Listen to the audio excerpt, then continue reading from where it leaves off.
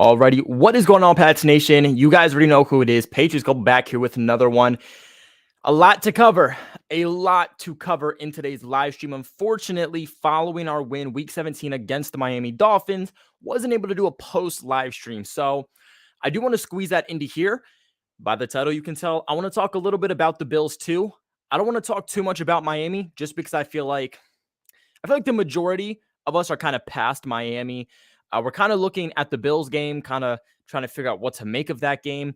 But I also want to talk about playoff scenarios. Playoff scenarios is going to be a big one towards the end of this live stream that I do ultimately want to talk about because somehow, guys, the New England Patriots are still in this playoff scenario. They're still able to make a run, likely for that 7th seed. Now, unfortunately, we are at a position where seeding is going to be big. Seeding is going to be big in terms of which teams are going to make the playoffs and not make the playoffs, but more so in a factor of which teams are going to be in the first, second, third, fourth, fifth, sixth, and 7th seed. Patriots are so far looking at the 7th seed. They could maybe potentially squeeze into that 6th, but realistically, we're talking about that 7th seed or just not making the playoffs in general. And I think that most of us really just want to know, hey, is this our last week of New England Patriots football, or do we get another week? Because let's be honest, New England's not going to win a playoff game if they do make the playoffs, but it's just a factor of, okay, is this going to be our last game, or are we going to be able to get another one? So in terms of making the playoffs, that's something we're going to be touching on later in this live stream. I was going to say video, but live stream. My Patreon members, the link to join is on Patreon. So for those of you who are Patreon members, you guys are able to join whenever you guys are ready. Connor, yeah, I know we're a little bit late. Unfortunately, have some new software. My computer is also very, very slow. Very slow. So like here I am trying to like edit everything last minute and put everything up, and it's just not happening. Also, excuse the lack of like Patriots merch today. We got a Spider-Man shirt. Can never go wrong with Marvel. So you guys know there's only one way that we start each and every single one of these videos, and that is, of course, by rolling our intro, because there's no better way to get everyone hyped up.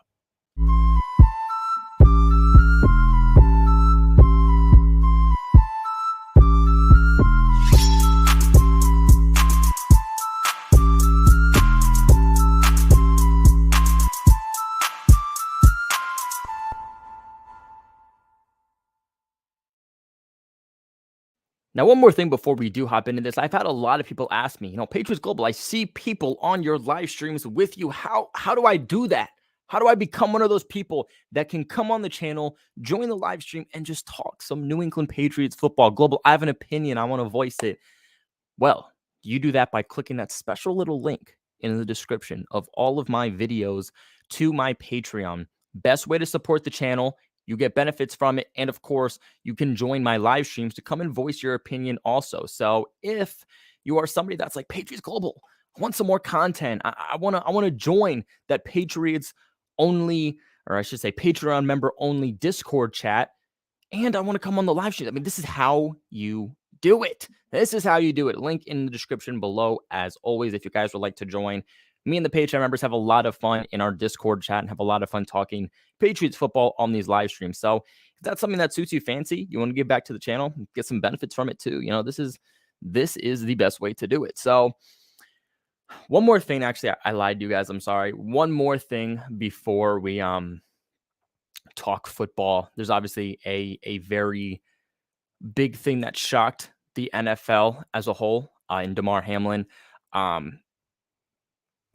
just first off want to go out by trying to find the words to say, Damar, his family, and my thoughts and prayers. Watching this happen live was something I've never seen happen before, and that's probably because a situation like this has never once happened before. This is something you don't see in the NFL. There's injuries. There's been gruesome injuries. I mean, Ryan Shazier, they thought was going to be paralyzed for the rest of his life. And we saw his entire career end on the field. And that was probably the most gruesome thing I've ever seen happen. But something like this has never once happened in the National Football League before, which is why, we're also taken back. This has affected the NFL in a way that I can't find the words to even describe. I mean, the fact that the NFL though was going to continue to play that game, I think is what blows my mind the most. They wanted to give them a 5-minute break after watching your teammate go down. You think he's dead. They're performing CPR. He's not breathing on his own, and you want to take a 5-minute break. Absolutely absurd by the NFL. I think for the coaches to the head coaches rather to step in and say, we can't play this game. I mean, our guys aren't going to play this game. This isn't going to be a good football game. This isn't going to be a real football game. You're wasting everybody's time here. What are you doing? For those coaches to step in and prevent the game from continuing, and ultimately putting the NFL in their place, I thought was just excellent. Kudos to the head coaches for stepping in and doing that. But really a big shame on the NFL for wanting to only give a 5-minute break in these circumstances.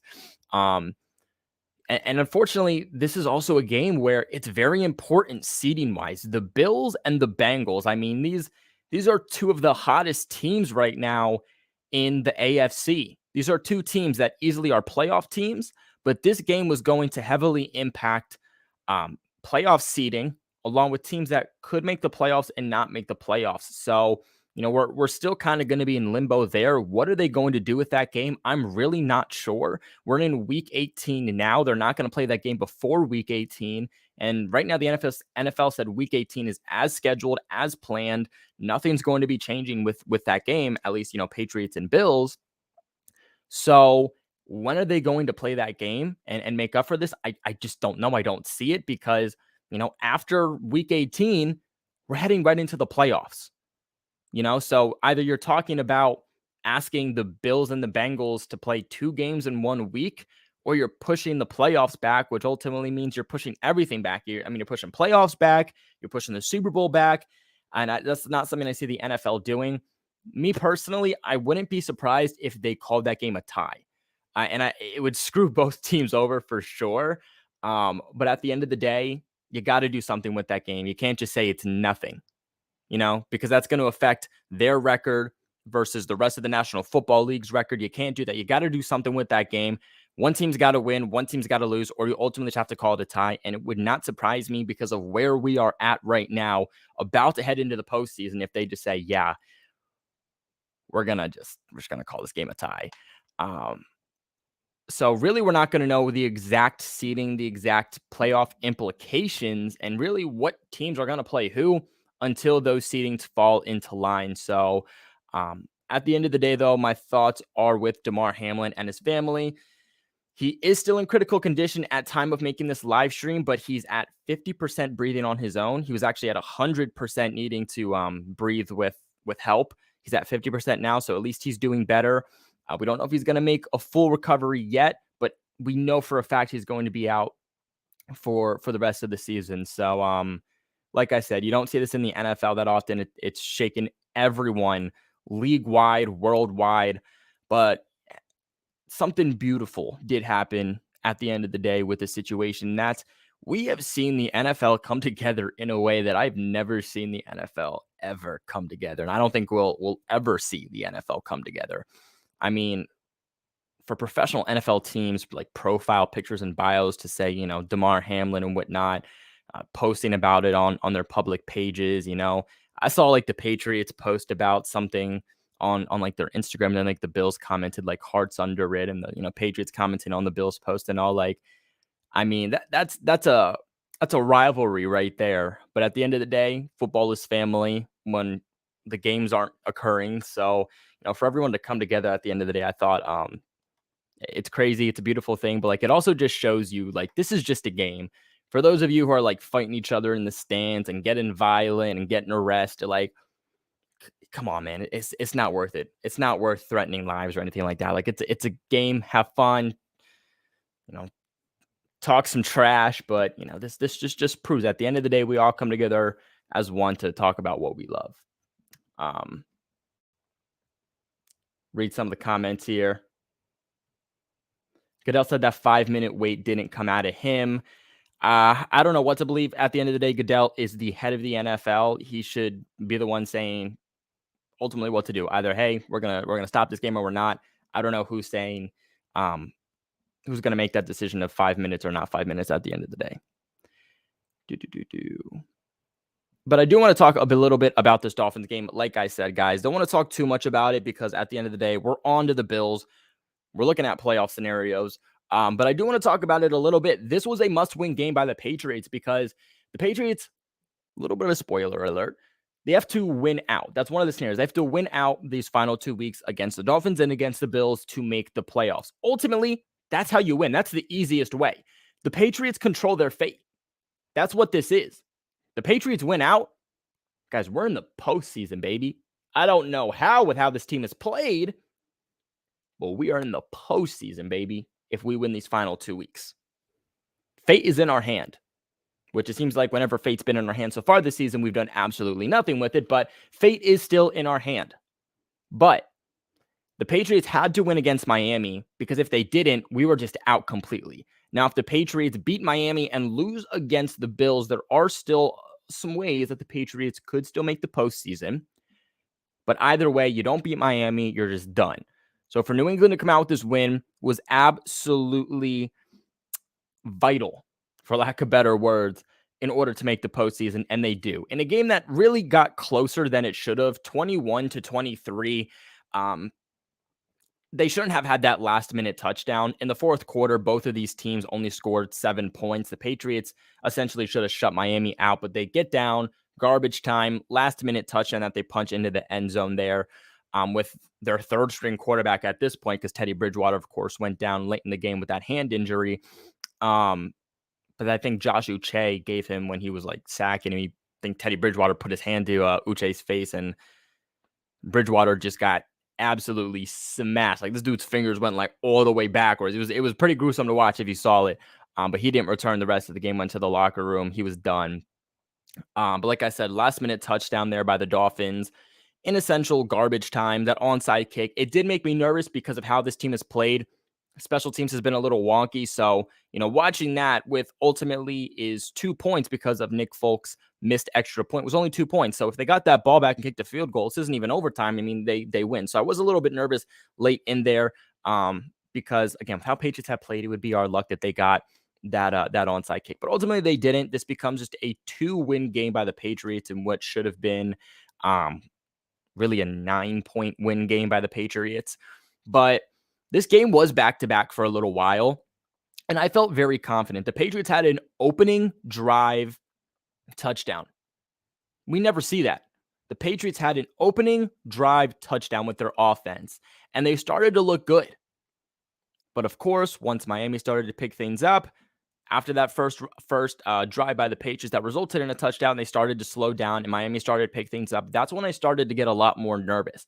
But of course, what changed everything around? What changed everything around? The Patriots defense. That's always what changes things around, is the Patriots defense. That momentum booster absolutely gave us the kick we needed. Kyle Duggar, man. I mean, how this man did not make a Pro Bowl, that deserves its own live stream. Excuse me, guys. That was my bad. That deserves its own live stream. I got an Apple Watch for Christmas, and this thing's doing its own thing right now. But how Kyle Duggar did not make his make a Pro Bowl is absolutely mind-blowing to me.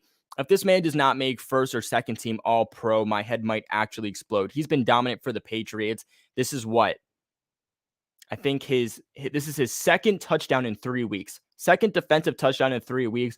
Our defense has put up more points than our offense, which I think is absolutely absurd. But it seems like every time we get a special teams touchdown or a defensive touchdown, that's when things switch and we start to pick things up. And that is essentially when we started to pick things back up. After that Kyle Duggar interception, of course, the Patriots got an interception off of Jonathan Jones, toe tapping on Tyreek Hill. That was another great play. Unfortunately, our offense was not able at the end of the day to convert that. Mac Jones, I think he had a decent game. I didn't think he had a great game. I like that he pushed the ball down the field more. We like to see those connections, but at the end of the day, the fact that we're at least taking a step forward to at least giving Mac the ability to make those throws now is a step in the right direction. Now we have to continue that, but actually have to start having him hit those targets. I feel like I just saw Mac Jones several times like wide open down the field.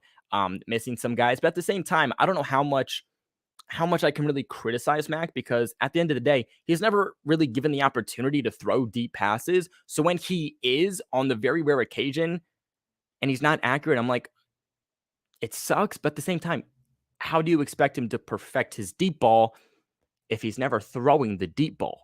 So, like I said, though, step in the right direction. But there were some plays there to like Tyquan Thornton, for example, who had a step or two on his defenders. And with that 4.2 speed, if Matt could have hit Tyquan on those connections, he would have been down for a touchdown. I mean, again, we don't really get much big plays. So when we are shooting the ball down the field, we need to start hitting on these, especially to guys like Tyquan and to Devontae. So, like I said, step in the right direction, but we need to see it continue. Mac, at the end of the day, finishes 20 for 33, 204 yards, 2 touchdowns. He's still taking care of the ball. That's what we love to see at the end of the day. Mac is also doing a lot better over the last several weeks. Let me see if I have the screenshot. I know I screenshotted this.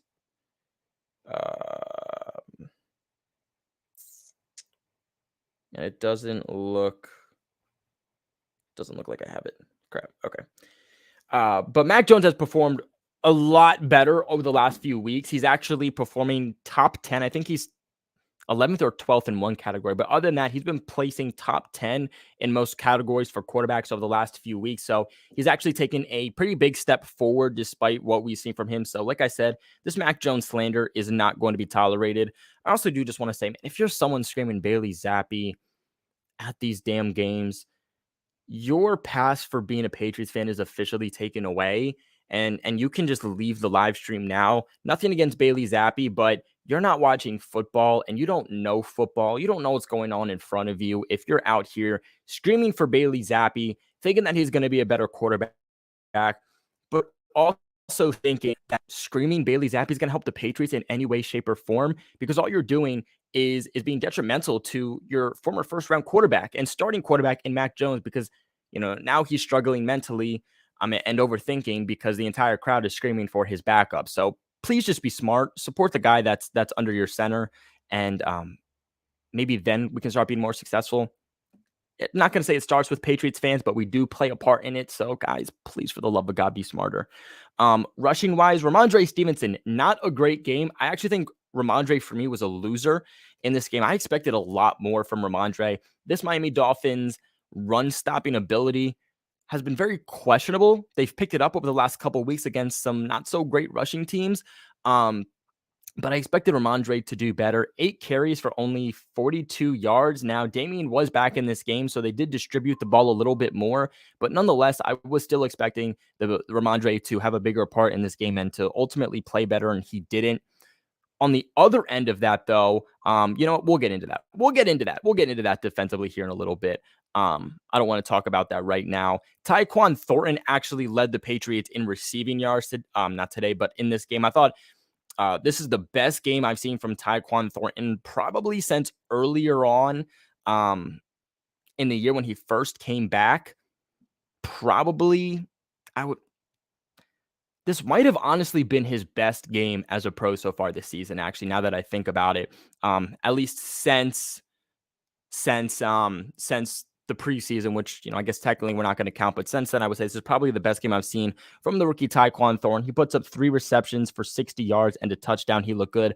Honestly, if he's able to just concentrate and control a little bit more, Tyquan Thornton's going for 2 touchdowns in this game. So like I said, I thought he had a good game, but he did have some rookie moments. I actually want to look at some more if it lets me. Like I said, guys, need a new computer, a little bit slow, so just hang on here with me. But other than that, Hunter Henry was next for the Patriots in receiving yards. I thought he had a pretty good game. He was a very important piece to the Patriots in this game, which I actually felt like they schemed this up a little bit better. I mean, I don't know what it was. They knew they had to win this game, and they came out punching a little bit better offensively.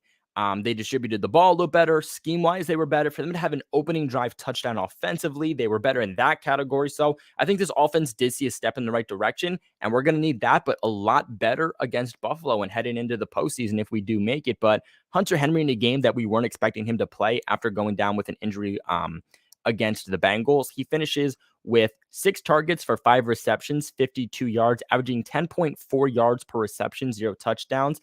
By the way, Tyquan was averaging 20 yards per reception. So another category I'd like to kind of just stick out there for him. Jacoby Myers, he finishes with 6 receptions for 49 yards, 8.2 yards on average, and 1 touchdown. He did go down with an injury later on in this game on that touchdown catch, which I don't blame him. He hit the ground pretty damn hard to the point where, I was watching that play. I'm like, oh, damn, like, if he gets up with this unfazed, I will be surprised. And he ended up being injured. But he said he's all good, said he'll be good to go against the Bills.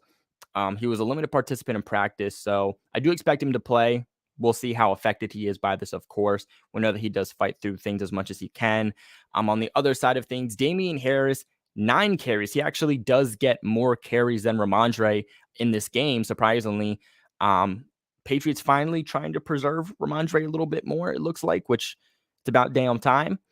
But 9 carries, 31 yards, averaging 3.4 yards per carry. Obviously, his first game back, not too great, especially with a long run of just 11 yards. One guy that I'm very disappointed after his performance last week that they didn't put in the game till literally the 4th quarter was Kendrick Bourne, especially on key 3rd downs. This team wasn't playing Kendrick Bourne, who had a career game last week. This inability to continue to use Kendrick Bourne is very, very, very frustrating for all Patriots fans. And the fact that game in and game out, he doesn't get used, but I see him in the locker room smiling. And in these post-game videos, still happy, still hype. It beats me, and he's a much better person than I think any of us can say we would be in this situation. So nothing but love for Kendrick Bourne. But, rushing-wise, he was given 1 attempt for 2 yards. And then passing-wise, he was targeted 1 time, he was targeted 2 times with 1 reception for 16 yards. You got to get him more involved. Every time that Kendrick Bourne touches the ball, he's a playmaker. You got to get something going with that. Want to move on here defensively. Defensively, an area that I was not expecting the Patriots to struggle as much with was the rushing attack. The rushing attack against Miami was horrific. This is the worst I think I've seen the Patriots ability to stop the run defensively all year. It was horrific. Now, this is the fastest running back group they've had to face all year. This is the fastest offense they faced it all year. They got even faster adding Jeff Wilson since the first time we met them here in week 1. But between Jeff Wilson and Raheem Mostert, they just absolutely were lighting up the Patriots. Especially in key situations, they were able to move the ball well, which made them a lot more dynamic. And I don't think that's something the Patriots were expecting. I think they were expecting them to pass the ball more, and they were running the ball pretty effectively. Jeff Wilson ran the ball 15 times for 45 yards, 0 touchdowns, averaging 3 yards on average. Raheem Mostert ran the ball 9 times for 29 yards, averaging 3.2 yards. They were ultimately still able to hold them for less than 100 yards. So it's not that it was terrible, but the Patriots were still allowing them to run in key situations, which were not helping this team. So like I said, not bad, but from what we are used to seeing this defensive line and this defense in general at stopping the run, it was not as good as we're used to seeing. Do want to check the chat real quick, just make sure we didn't get any donations.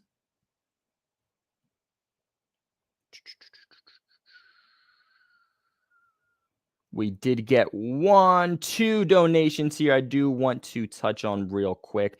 3, excuse me. Guys, we will also be doing a little Q&A. Little Q&A talk back here too. So I'll let you guys know when to drop those questions in there.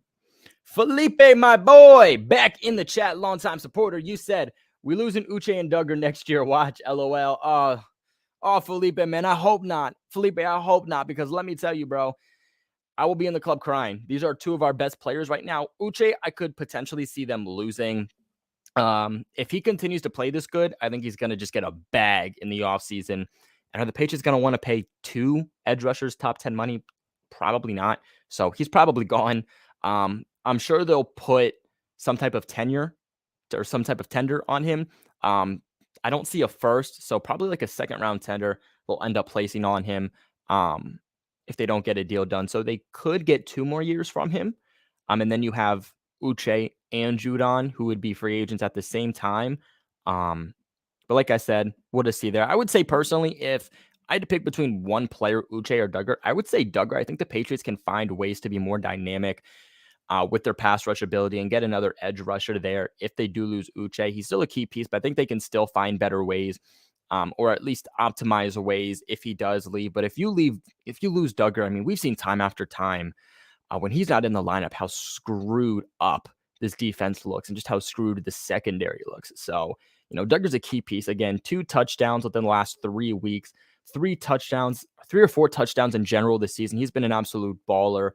One of the best safeties in the league. The Patriots must get a long-term extension done with him because let me tell you, he is going to get an absolute bag if the Patriots, do not lock him up long-term.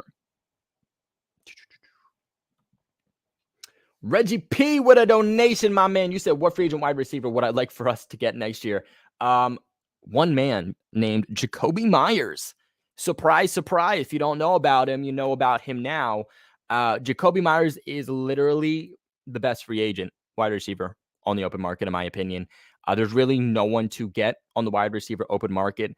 Guys, now is the time we're going to start talking about, free agency, trades, releases, Patriots free agents, the draft. I'm doing all my due diligence already. So a lot of those videos are going to be popping out on you guys soon. But let me tell you, with the research I've done on these wide receivers, there's really not a lot of guys I would like, at that point, re-sign Jacoby. You have Devontae still. A lot of the guys that are free agents on the wide receiver market are going to be guys like, wide receiver 2s, wide receiver 3s, some wide receiver 4s. There's really no true wide receiver 1 at that point. If you're looking for a wide receiver 1 on the open market, you just re-sign Jacoby, who really has been your wide receiver 1 over the last couple of seasons. So, yeah, it's kind of one of those things where if you want a real wide receiver, you have to trade for one. I would say draft, but guys, dear God, do not draft a wide receiver. I don't know how many times I have to say it. The mock drafts I've seen already having the Patriots constantly drafting a wide receiver in the first round is pretty upsetting because our inability to develop a wide receiver has been shown on several occasions, and we just drafted Tyquan in the second. They will not go wide receiver in the first, and if they do, I will cry. If you want a real wide receiver 1, you got to go trade for one. At DeAndre Hopkins, potentially. Tancred Bay, my man, long time no see. I am so glad you asked this question. So glad. You said, do I think they're still missing a blocking tight end or fullback? They have their blocking tight ends. They for sure do.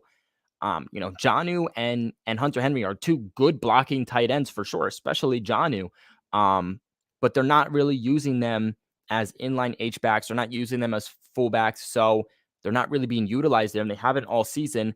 I think the Patriots need a fullback. I think at the end of the season, you need to revert back to your old scheme. Just play how you've been playing, but simplify it.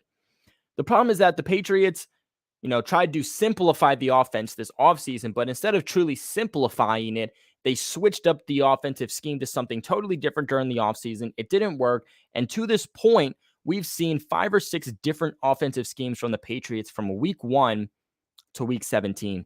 That's a problem. This offense doesn't have an identity because we don't have an identity. We don't have an offensive scheme. So how's your offense supposed to have an identity without an offensive scheme? That's one of the biggest problems right now. So, I think you go back to how you were playing before, bring back a fullback. This running game has not looked as good as it's been without a fullback. I think Ramondre would do better with a fullback.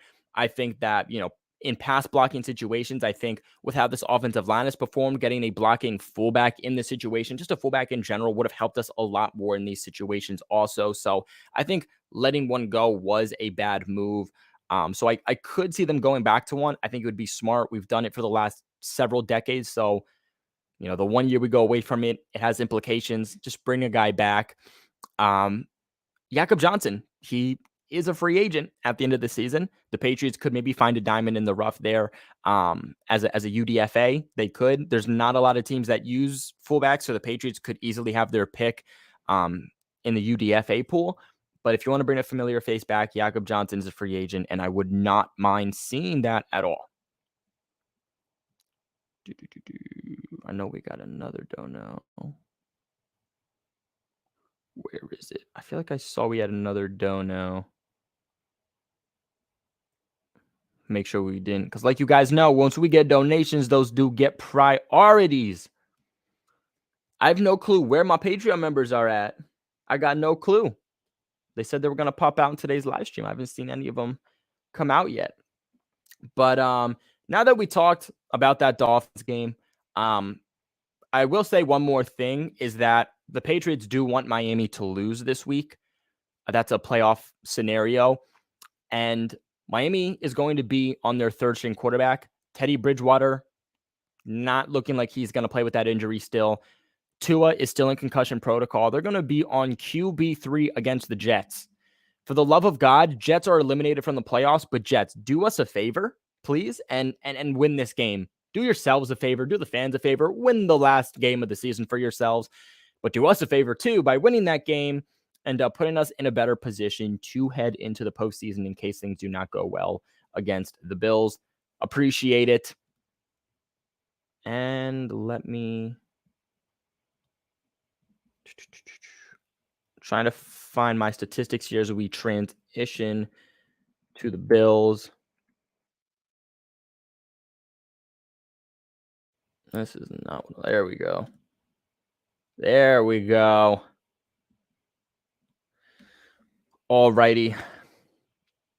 So I do want to talk about the injury report that we did get about a couple of hours ago. The Patriots and Bills didn't practice, I believe, the last couple of days. I believe this is their first practice this week with everything going on. There's also been no media press conferences because the NFL has allowed the Patriots and the Bills to kind of put those off because of the whole situation that's going on there with Damar Hamlin. So this is essentially the Patriots and the Bills injury report. It looks like the Patriots injury report has shrunk a little bit, at least compared to last week. We are about half a page compared to like a page and a half like we've been over the last couple of weeks here. So Jonnu Smith, he's still not participating. He's still dealing with that concussion. I would not expect Jonnu to play in this game. It doesn't look like he's going to. We'll have to see how we continue to progress. Tomorrow's going to be Thursday. Okay, so there's still a chance for him to play. But if he is still a non-participant tomorrow, I'm going to put him in the more non-likely to play category. But at this point, there is still a chance, but he didn't participate today, still dealing with that concussion. Marcus Jones dealing with a concussion. He did not participate. He's a big, big piece for the Patriots in this game. The Patriots are going to need their cornerbacks big in this game. We thought we needed them big against Miami. You're going to need them even bigger against the Buffalo Bills. So Marcus Jones is going to be a key piece in winning this game, which is a big, big win for the Patriots if they want to make the postseason. But like I said, he's dealing with a concussion. He missed against Miami. We'll have to see how he progresses or continues to progress throughout the week. Hopefully he'll be back at practice tomorrow. But at this current point, dealing with that concussion still, and he's a non-participant. Jacoby Myers, like I said earlier, he's dealing with the shoulder injury that he suffered on that fall on that touchdown catch. He was limited. He looks like he'll still be good to go. Devontae Parker, he was a limited participant, but he does return from being a non-participant. He's still dealing with his concussion. Jonathan Jones, he was someone who also, like I said, went down late in that game. He was down on the ground for a while. It didn't look good. He's dealing with a chest injury. He was a limited participant. So I'm sure he'll be a game-time decision, but it looks like he'll likely be good to go. And then Jalen Mills here, who we all thought was going to play against Miami, ultimately doesn't. And man, he's been dealing with one of those injuries that just lingers and lingers and lingers for weeks, as we all know from Jason McCourty playing in 2019, a groin injury. You got a groin injury, you're there 1 week, you're out 4 weeks, you're there 1 week, you're out 6 weeks. So, you never really know with those injuries, but you got to hope that he was close to playing last week. Hopefully he'll be able to play this week. We're really going to need Jalen Mills in this game. But he was a limited participant also. Moving on to the Bills.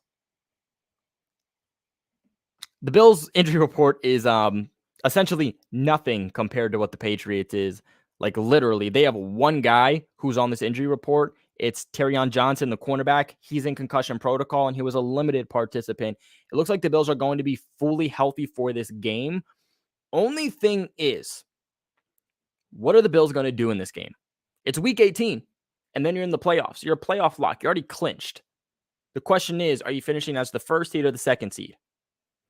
If the Bills are smart, they will rest their players.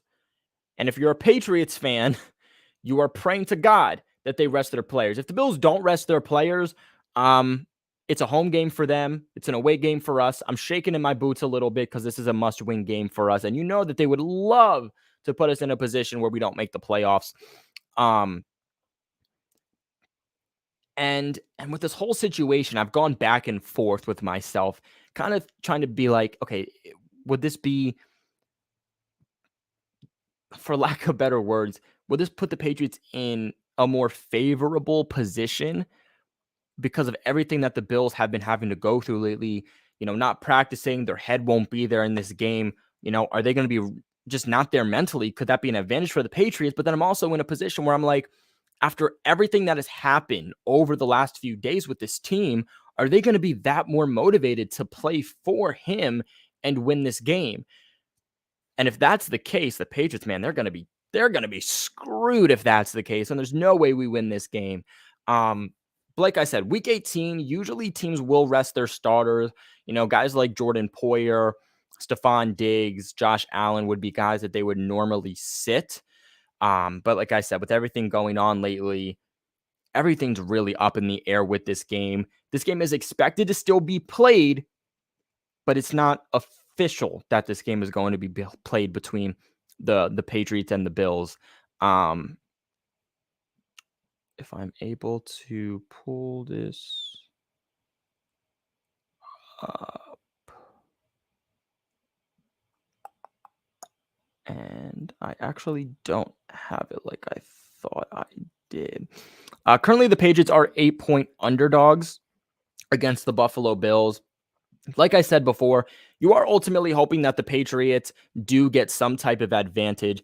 This is a game we must win.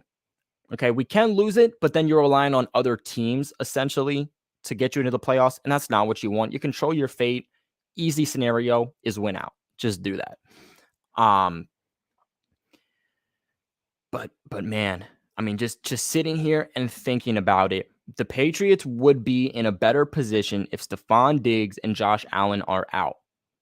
Because the Patriots in that point, they're facing Case Keenum, who I don't think has played this season. If he has, it's been in garbage time. So he's going to be rusty. He's not going to be ready unless they're predicting and practicing him all week for Josh Allen to sit. If the Patriots can get Stephon Diggs out also, the Bills still have a loaded wide receiver core with Gabe Davis, Isaiah McKenzie, and whatnot. But the Patriots should be fine. If the Patriots can get back Marcus Jones and Jalen Mills, I think that they're in a much favorable position. Put Marcus Jones on Isaiah McKenzie, and I think that he'll ultimately be able to shut him out.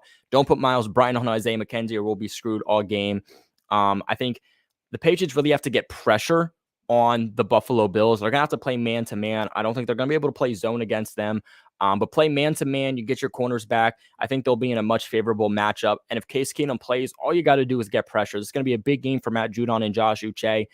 Christian Barmore is a piece that they will have in this game that they didn't have last week or last matchup against the Bills. And let me tell you, where are the statistics?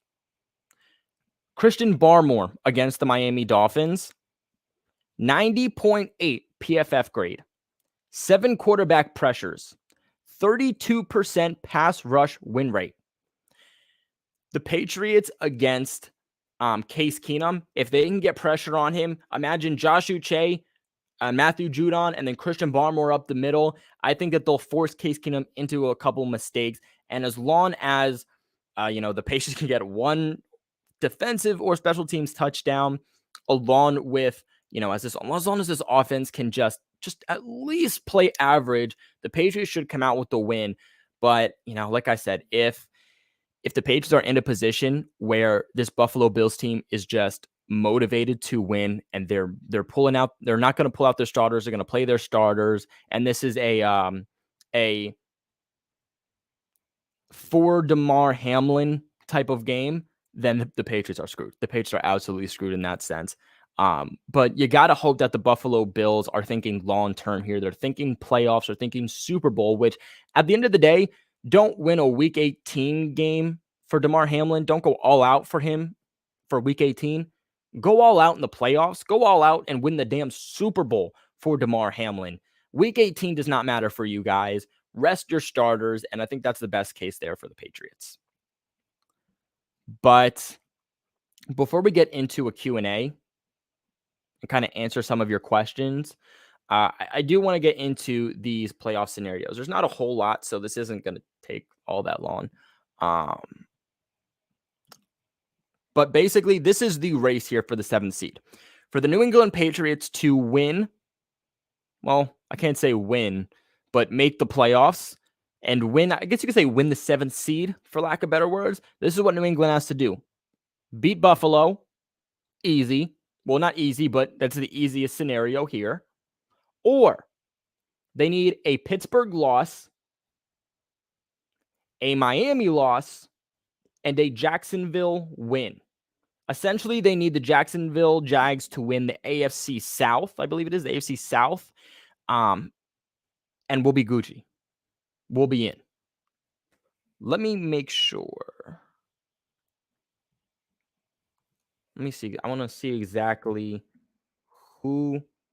So the Steelers will be playing what? The Browns? I want to fact check that. Yes. So the Steelers are playing the Browns. So we need the Browns to win against the Steelers, which I think they played them, a few weeks ago? Their last matchup was... So their last matchup, oh my God, that was a long time ago. So the Steelers have gotten better since then, but September 22nd, the Steelers and the Browns played. The Browns won 17-29. Now they do have Deshaun Watson back. I hope that makes them a little bit more dynamic. So there's a good chance that the Browns can win this game. We need Jacksonville to win also, which is, forget who Jacksonville plays. Okay, Jacksonville plays the Texans. Wait, that's not right, is it? No, Jacksonville plays the Titans, rather, on Saturday. That's going to be a tough game, but with how Jacksonville's been playing, they've looked really good. I mean, they're on what, a 1, 2, 3-game win streak. And the Jacksonville Jags actually played the Titans 2 weeks ago, and the Jaguars won 36-22. So the Jaguars should be in a place where they win also. And then all we need after that is a Miami loss, and they play the Jets. So Miami, on their 3rd-string quarterback, has to lose to the Jets, which is a very favorable matchup for the Jets and their defense. As long as whoever their quarterback playing at that point is doesn't mess it up, the Jets should win that game. The Jags, with how they're playing and how the Titans are playing, they should beat the Titans. And then all we need to do is have the Browns beat the Steelers. So honestly, I like that for the Patriots. I think that these are all very, very favorable matchups. At the end of the day, football is a wild game and you never know what's going to happen. Like I said, you don't want to have to rely on other teams to make you win. But from the outside looking in and just analyzing things, I mean, the Browns beating the Steelers, Miami losing to the Jets on a 3rd-string quarterback, and then Jacksonville beating the Titans is very, very, very realistic if the Patriots don't beat Buffalo. So there's a very, very good chance that the Patriots do make the postseason. And if they do make the postseason, like I said, right now, if they do, they'd be very unfortunate. They'd be playing the Bills. But we don't know exactly what their matchup would be until we know what's going to happen with Bills and Bengals, and then, of course, all the other teams in Week 18. So everything's still up in the air, but I do like the Patriots' odds at making the postseason. Whether they beat Buffalo or not, I like that scenario of the Steelers and all those other matchups that I just talked about. So I do want to go into a little bit of a Q&A here with you guys. I was expecting this to be a little longer. Was expecting to kind of have the Patreon members in here and chat that up. So not too sure what happened there. But let's see what Pat Nation is talking about here. Make sure we didn't get any more donos that I'm missing also while we're at that.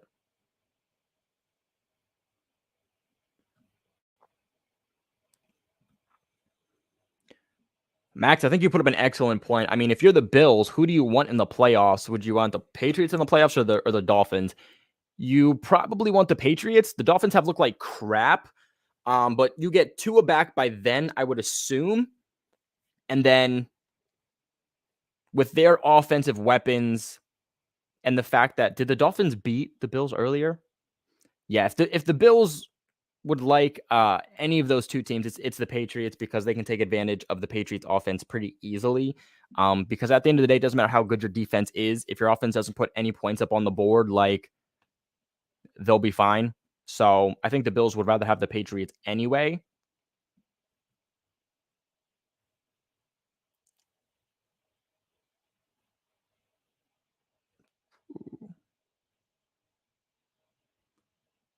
Let's see.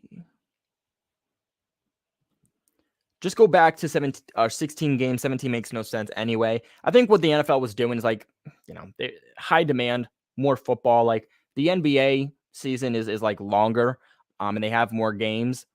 And, we feel like this NFL season goes by very quick, which it does. But I mean, like, at the end of the day, what did one game really do? You know what I'm saying? Like, the even games made it a whole lot easier. I'm still trying to adjust to the whole, like, record change. It would be a lot easier if they made it an even number. Like, make it 18 games instead of 16. I just feel like one game really didn't do a whole lot that I think they were expecting it to do.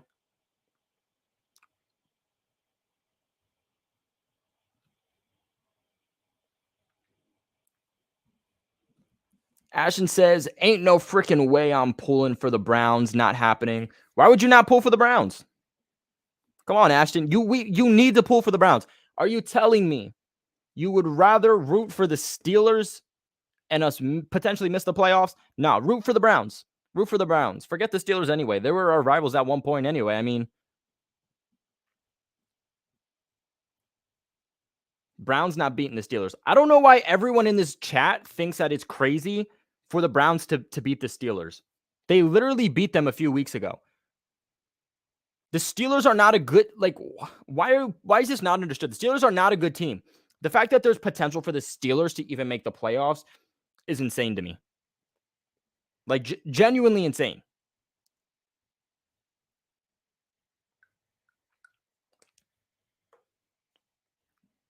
The Browns right now are a better team than the Steelers. Point blank. They're not a great team, either of them, but right now, the Browns, I would say, are a better team. The Steelers are a better coached team. Talent-wise, the Browns are better. And like I said, the Browns beat them before. They have Deshaun Watson back, which I don't even know how the Browns have played over the last couple of weeks. Let me see.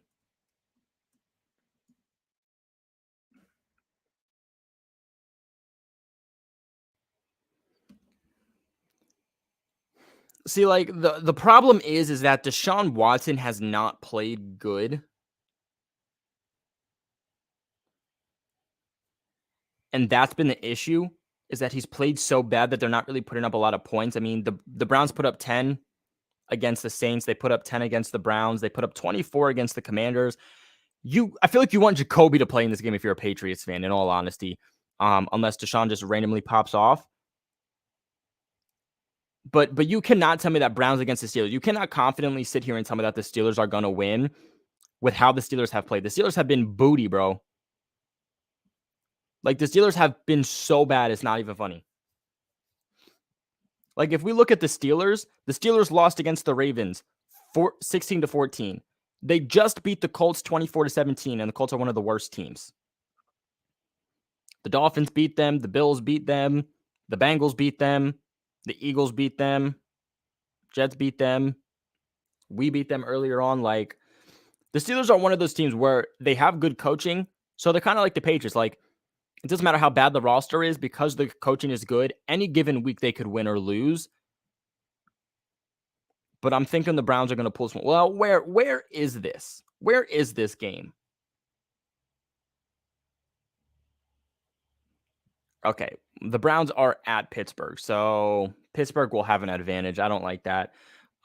This is the only game. Let me get this straight. The Browns and Steelers is the only game that scares me in that scenario, but I'm going to lean a little bit more towards the Browns in this game than the Steelers.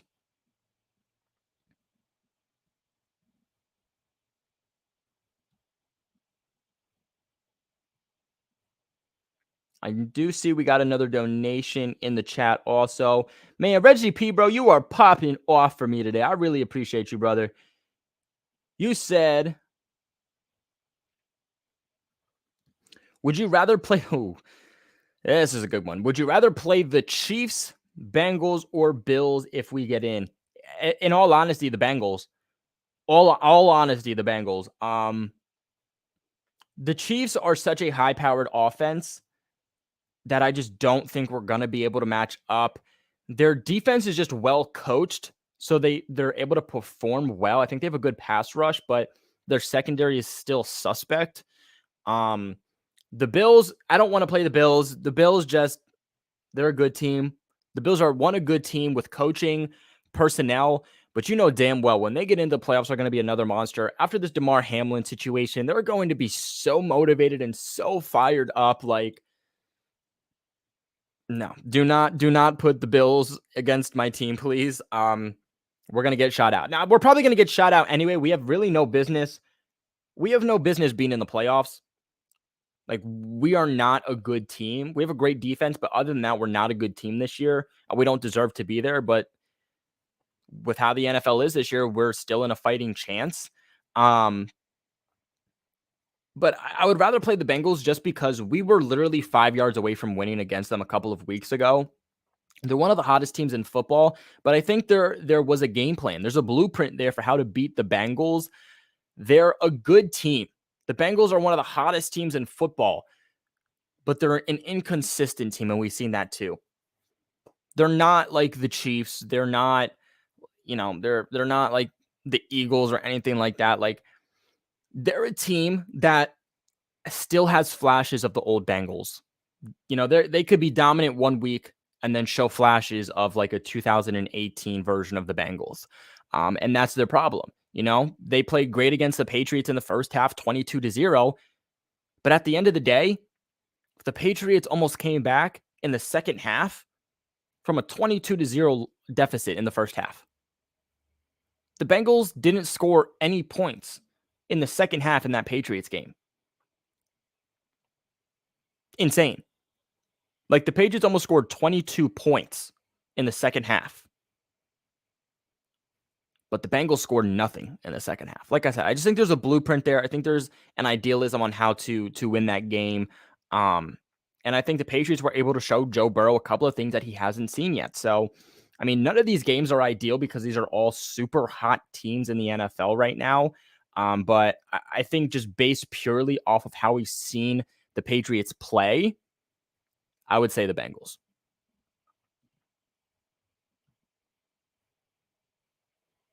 I mean, I would say we're not going to win a playoff game in general, but like if I had to pick, I would pick that one.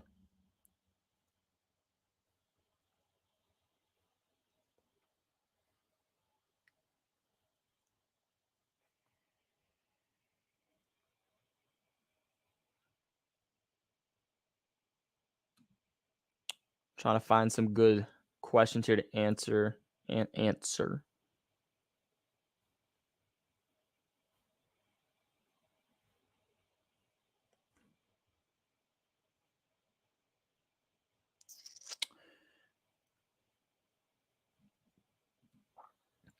Patricia's got us. He'll call every type of screen known to man on the field, consuming the entire first quarter and to win us the game. I think a lot of people got on him for calling so many screens against Miami, and I didn't love it. But actually, statistically, against Miami, running screens was a smart idea. But like at the end of the day, like we've run screens all season long, especially the last couple of weeks. We've ran so many that it's so predictable. Teams are not threatened about us deep. Like we've been screaming the last few years, right? Like you need a deep threat. You need a real deep threat because when you don't have a deep threat on the field, then they're not scared of you deep. They just play they stack the box and then they play that short to intermediate game, which the Patriots are kind of in a position right now where it's like, great, you have two speedsters with Nelson Aguilar and Tyquan Thornton, but teams still don't exactly respect the Patriots when it comes to the deep passing game because they know that they're not hitting it. So they know, like, hey, if Tyquan or Nelson Aguilar does get behind us defensively somehow, we know that Mac Jones and this Patriots offense, they're not going to hit him down the field. So we're really not scared. So, like, yeah, it's one thing to like not have that personnel and say, well, teams don't respect us. We need to get that personnel. But now there's another issue where it's like, okay, we have that personnel, but we're not utilizing them. We're not hitting them. So teams aren't respecting us deep still because we're not utilizing these guys deep. They know that we're not going to get those deep plays. So they know, hey, they're just going to check the ball down. They're going to run the ball. They're going to run screen passes.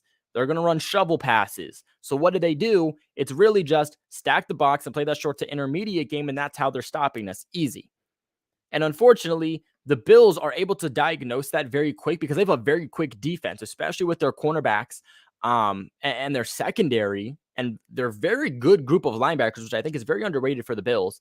They're able to diagnose what the Patriots are doing there and just very quickly swarm. I mean, a couple of weeks ago when we saw this in the Patriots, it was just screen, screen, screen, screen, screen. It was very clear what we were doing, and they just played very close to the line of scrimmage. And because they have a fast defense, they were able to stop our ball carriers pretty quick. And it was just constantly 3 and outs. What I think the Patriots should do more is they should be operating more into the middle of the field.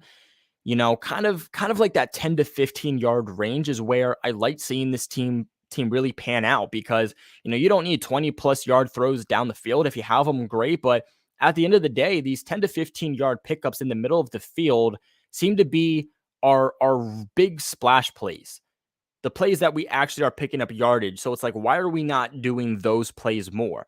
The Patriots are constantly trying to do screen passes, run the ball, shovel passes, sometimes slants, which aren't even working out for us, which is bizarre that we can't even get a slant route correct.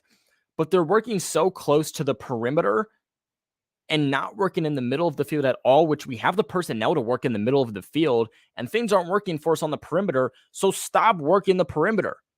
Start having plays more in the middle of the field. Put Jacoby in the slot and have him pick up plays in the middle of the field.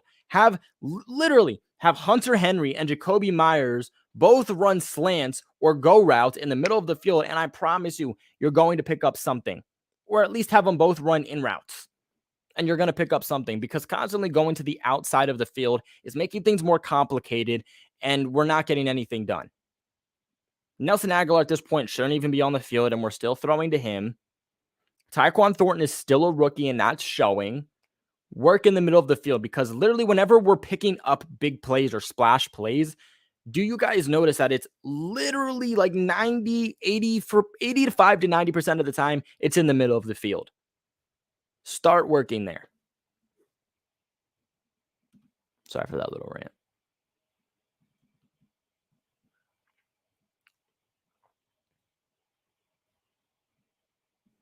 We got another donation here from Kelly Green. Thanks for donating, Kelly. Really appreciate seeing you out here. You said, how much better would our draft choice be if we lose to the Bills?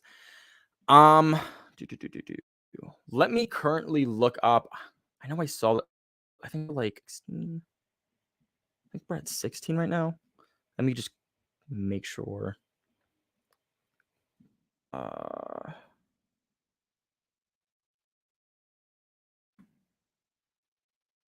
Want to make sure I get this right.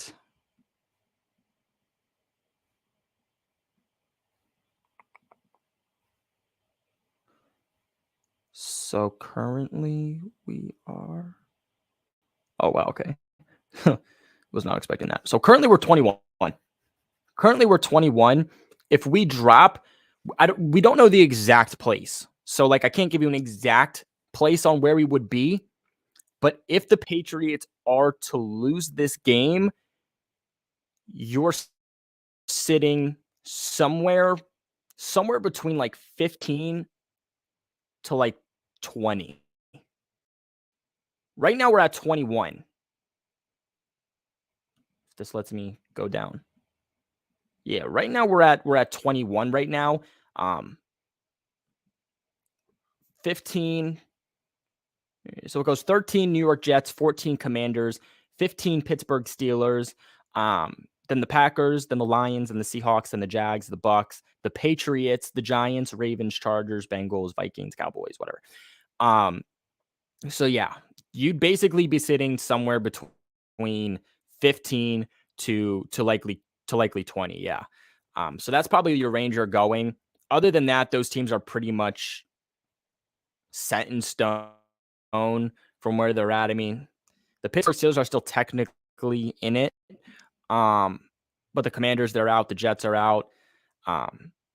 Cleveland's out. The Titans, they're done. So yeah, that's essentially where you're looking at getting. But like I said too, it's not just a matter. Hopefully, I'm not stalling here too much because it says my Wi-Fi is kind of lagging here a little bit.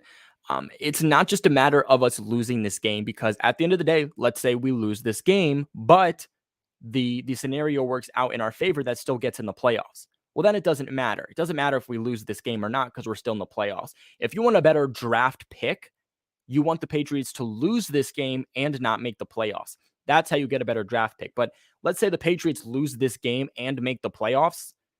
It doesn't do anything for their draft stock. It just depends on, where do they lose in the playoffs at that point. So if you're someone who just wants a high draft pick, then you want the Patriots to, one, lose this game, and two, just not make the playoffs. And that's how you get a higher draft pick. But, you're only getting a higher draft pick, within a few spots. So at that point, you want the Patriots to continue to progress and actually make the playoffs. But like I said, right now at this current time, we're sitting at 21. But guys, if you're one of those people that says, tank and have like 5 higher draft pick, it's not worth it. It's not worth it. But yeah, that's currently where you see the Patriots go. Don't expect them to get a pick better than 15. And 15, in my own personal opinion, 15 is probably pushing it. But that's probably the highest you're looking at is around 15.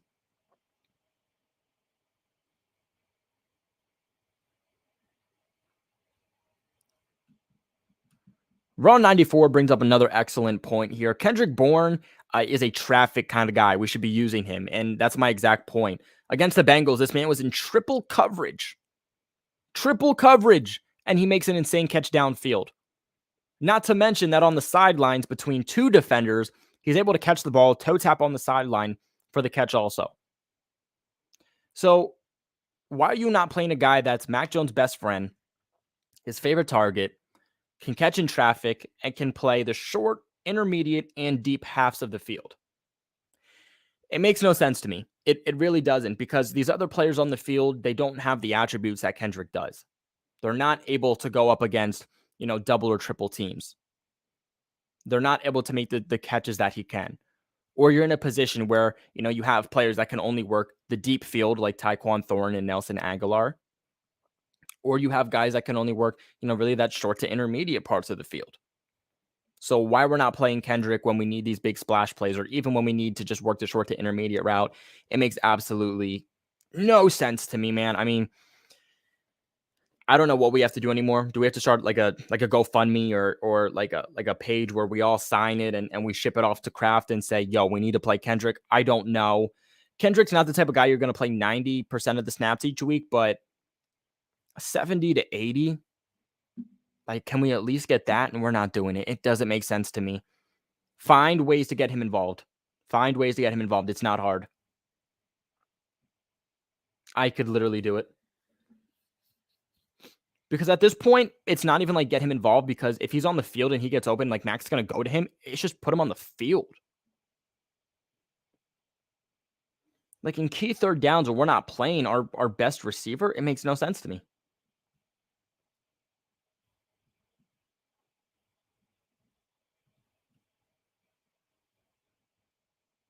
Who watches football for draft picks? Marty, you just said the smartest thing I've ever heard.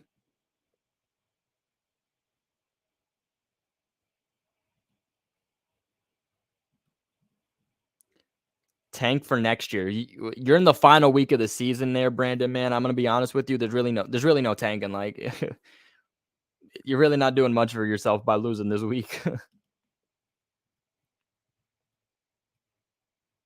Kendrick is great but fragile. I don't think so. I don't think so. I've seen Kendrick make the craziest catches the last 2 seasons. Like if I had to make a highlight reel of craziest catches, like he would have the most plays in that category. And Kendrick is never injured. So I don't really see how he's fragile, but like okay.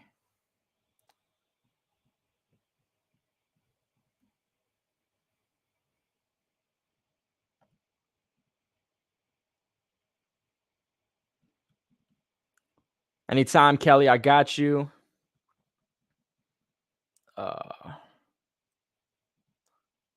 Raw 94 does bring out another good question.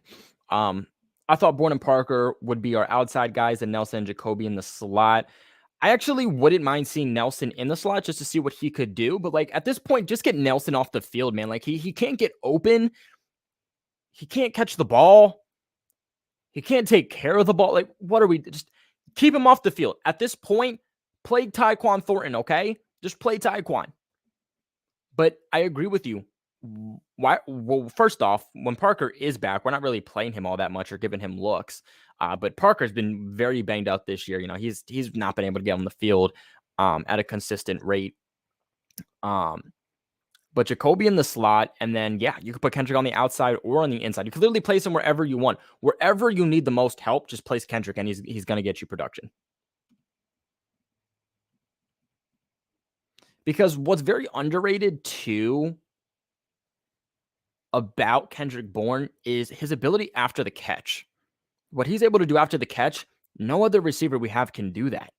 Tyquan, Aguilar, Jacoby, Hunter Henry, none of those guys can do it. So even if you want to work in the short to intermediate route and just do slants, or you just want to do shovel passes, you at least have a guy in Kendrick Bourne that can get you something after the catch. So stop giving these short to intermediate route passes to guys who can't even get open after they catch the ball, or excuse me, who can't make anything happen after they catch the ball with yards after the catch. Nicole brings up a good point. He had a great game last week. Yeah, he did have a great game last week. But you know what? He had a great game last week, which should have been a key piece into telling us that Matt Patricia will not play him the following week. Because Matt Patricia cannot be wrong. That's the issue. He has an ego. Matt Patricia can't say, I didn't play him all season long. Crap, he just had a great game. I can't continue to play him and him show out and then be like, where was he the whole time? I can't look bad like that. He was like, so let me not play him and make it look like a fluke.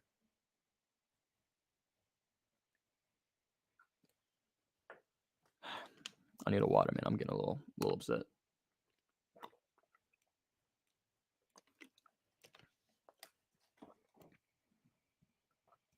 Oh.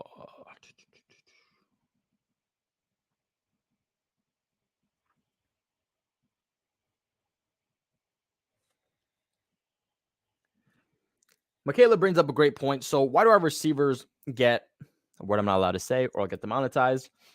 But you guys can see it when they play, but KB gets pity. I generally want to know. Wait, hold up.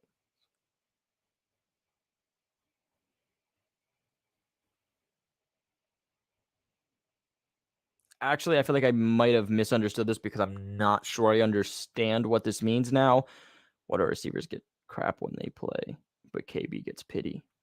KB gets pity because KB doesn't get the snap counts. KB gets pity because every single week these receivers get playing time over KB. When KB's on the field, when KB is given the snaps to actually be on the field and play, he shows out and produces for us. That's why we're all pissed off, because we're saying play KB. He gives us production. He's the only guy outside of Jacoby Myers and now and then Hunter Henry who is actually moving the ball. But yet we're still going to go out and play a guy like Nelson Aguilar who can't get open, who drops the ball when he is open, and then fumbles the ball also. Like, we're going to play a guy more that makes us lose than a guy that's going to give us production and actually put points up on the board and win games. Like, where's the sense in that? I'm starting to think that Matt Patricia is just a double agent for like another AFC East team.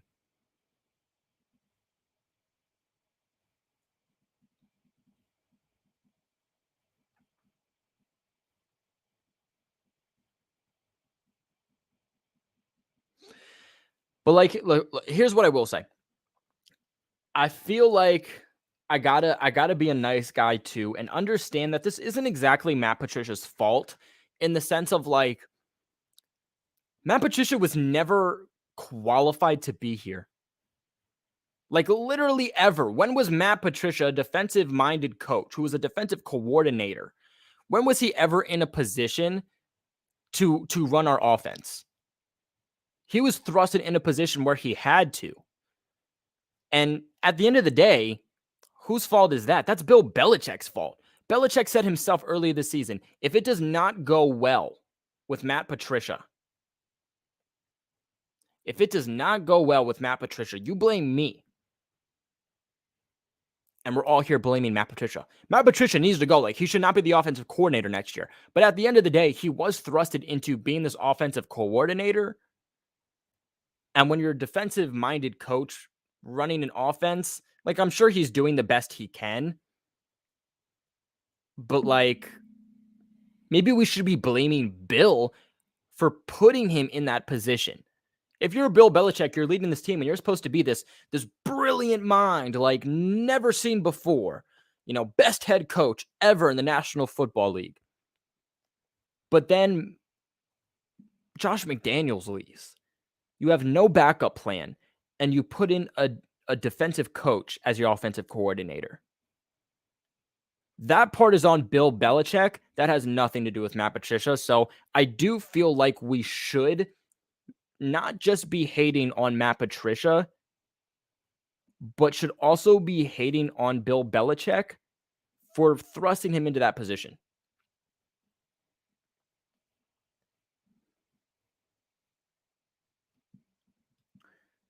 Reggie P, my boy, shows off with another dono, and he says, who's your pick for offensive coordinator next year? It's tough, man. It's really tough. Bill O'Brien's the most likely. I hate to say it, man. Well, I don't hate to say it because I do think it's smart. I do think there could be some better options out there. There is another guy who's escaping me right now that I would actually like for the Patriots to look into from offensive coordinator standpoint. But even like if you look into like the Chiefs, like their passing game coordinator, I would bring him in personally. I bring in the Chiefs passing game coordinator to see, what he could do. I bring in Bill O'Brien to see what he could do also. I think that's a great one too. But to me, there's not like a lot of like guys off the top of my head that I would like. The thing is it's that if you bring in a guy like a passing game coordinator or you bring in a quarterback's coach or whatever, you're in a position where you don't exactly know what you're going to get from them, at least from Bill O'Brien. Like, what you're going to get. He's been in the system before. There comes with a lot of benefits. But if you bring in one of those guys, it's a huge question mark that you're thrusting on what in God's name is this going to look like. It could be great or it could be absolutely horrific. So that's why personally, I feel like Bill Belichick won't want to go with like a passing game coordinator from somewhere else and will want to go with a familiar face and someone he knows and can rely on. Who's the guy to do that? Bill O'Brien. That's why I think that's the most realistic. And I think that's what's going to happen. But I do think the Patriots need not just an offensive coordinator, which of course is going to be the sexy thing to talk about, but you got to talk about who's going to be the quarterback's coach. We need a quarterback's coach just as much as we do an offensive coordinator. We don't have a quarterback's coach, which is a big reason that Mac Jones took a step back. He didn't have a coach really all season long working with him, even all off season. I mean, for Mac to be in his second year and essentially this entire year be alone by himself to kind of figure things out with Bill Belichick being there a little bit more now and then, that's an issue. You need an offensive coordinator, but you need a quarterback's coach who you can rely to work on with Mac, day in and day out in practice. And we don't have that this year. So maybe you can get like a passing game coordinator to come in and be a quarterback's coach or something like that. Or assistant passing game coordinator to come be the quarterback's coach could be more likely. And in that case, look into like the Buccaneers, look into the Chiefs, look into like the Eagles. Those could be some good ones. But as for offensive coordinator, Bill Belichick is going to go with a guy that he trusts ultimately at the end of the day. But guys, I do appreciate each and every single one of you for coming in. Like I said, I was expecting some of my Patreon members to come in. Ultimately, that didn't happen. Kind of threw me off a little bit. I was expecting them to come in for these last couple of segments. One thing I do want to say just to this comment here real quick, because I do think this is something I should bring up real quick. Brian Flores should come back. If Brian Flores comes back, you don't want Brian Flores touching this offense because you don't want Matt Patricia touching this offense. You don't want Brian Flores touching this offense. But with rumors going around that Gerard Mayo could potentially be leaving, whether that's as a head coach or defensive coordinator, if that does happen, bring back Brian Flores, whether that's as the linebacker coach or as like a de facto defensive coordinator working with Steve Belichick. I think that'd be great having Brian Flores back in the building. I know that right now he works with the Steelers, so it would have to be enticing enough for Brian Flores to leave the Steelers and come back to the Patriots. So that's one thing I will say, but that would be a name for me to watch if Gerard does leave, which it's a low-key story, but it's a very, very important story if Gerard Mayo does leave. So that is something to watch. But he's a name in Brian Flores that I would love to come back if Gerard Mayo does end up leaving. But like I said, I do appreciate all of you guys for watching this live stream today. We're at about an hour and 16 minutes, so a little bit longer than I was expecting. But that is a breakdown on the Dolphins, a little look into our upcoming game against the Buffalo Bills, and of course, playoff scenarios. We will be going live soon to talk about some more topics that I have coming up, and just go live a little bit more often to do some more Q&As. I know a lot of you guys had questions, which I wasn't able to answer. So I know I do want to do some more Q&As in order to answer some more of your questions. So everybody that donated today, I really appreciate all of you. I mean, from Kelly to Reggie to, I know we got some more here too. Don't want to leave you guys out. Wow, this is actually a lot more scrolling up than I thought. Felipe, you were in there too. I appreciate all of you guys for donating. It really, really, really does mean a lot to me. And it really, really does help out the channel. If you guys do want to become Patreon members, Hubble, you were also someone who donated. Mitch, you were also someone who donated too. I realized I just didn't answer your question here, Mitch. You said, do I think Edelman would come back if Brady did? Honestly, it wouldn't surprise me. I think Edelman's injury is bone on bone, so it's a little bit more difficult because it's not like that heals over time. Bone on bone is just bone on bone. That doesn't go away. But I think that he would tough it out to play like another season in here in New England with Brady. So that's something I would love to see, but that might be more fairy tale than anything else. But I do appreciate all you guys for donating. Like I said, it really does mean a lot to me. And I do have some content dropping. I think my next video is going to be a Baker Mayfield related video to the Patriots. And also we have a Patriots 2023 pending free agents video that I want to break down for you and who I think they should re-sign. So expect that to drop soon. I appreciate all you guys for watching, but don't you forget ever to like, comment, and subscribe. Another great way to support the channel. But don't forget, y'all, go Pats, baby.